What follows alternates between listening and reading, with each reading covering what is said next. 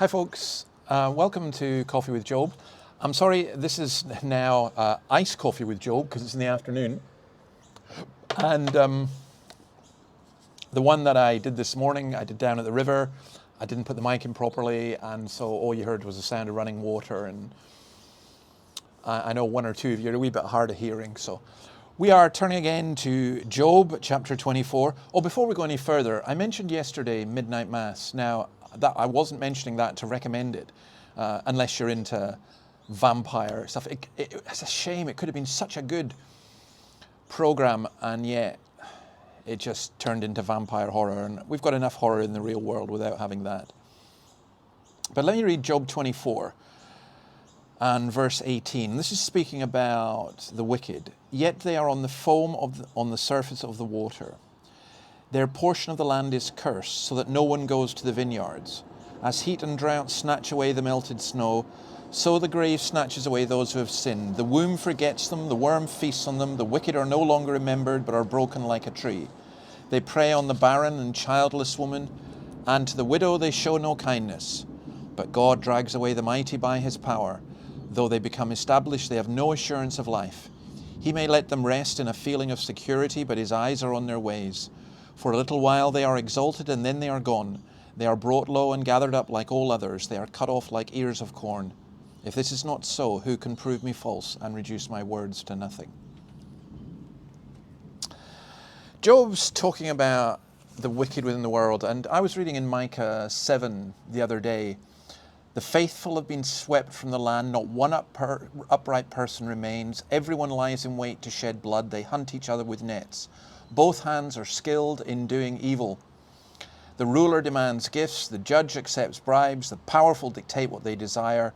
They all conspire together. That description, the ruler demands gifts. The judge accepts bribes. The powerful dictate what they desire. I think that describes a lot of our world. One of the things I'm greatly concerned about is the increasing trend towards authoritarianism.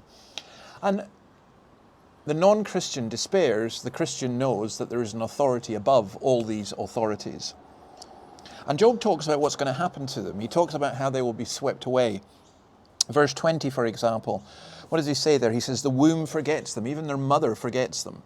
The worm feasts on them, these bodies that they feed, that they pamper, that they indulge, these bodies, the worms are going to eat them.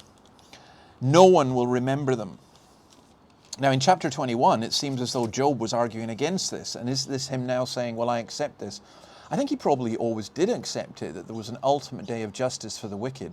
What he didn't accept was that he was being directly punished for his own sin.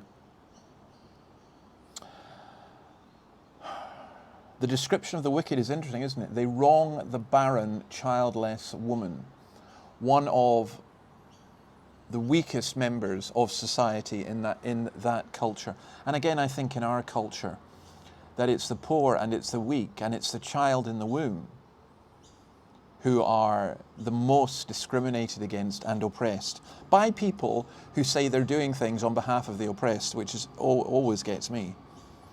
But God sees. It says his eyes are on the wicked. He doesn't destroy them immediately. It's not you do something bad, bang, then you're hit.